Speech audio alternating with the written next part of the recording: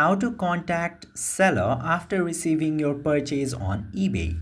Now, if you have made a purchase and you have received it and want to make a contact with the seller, in that case, you must have received a receipt in there, and you might find the contact details in the receipt and you can contact to the seller through that. If you don't have the contact information on the receipt, you just simply need to go back to the ebay.com and then open the same product that you have bought from eBay. For example, let's take the example of this laptop, and after going to the product, just simply scroll down until you see the section where there is this contact seller mentioned. Just simply tap to contact seller from here and you can send a message to the seller from this section. And some other sellers might have listed their email address and phone numbers. In that case, you can also use that method in order to contact. I hope this video was helpful to you. If yes, don't forget to hit that subscribe button.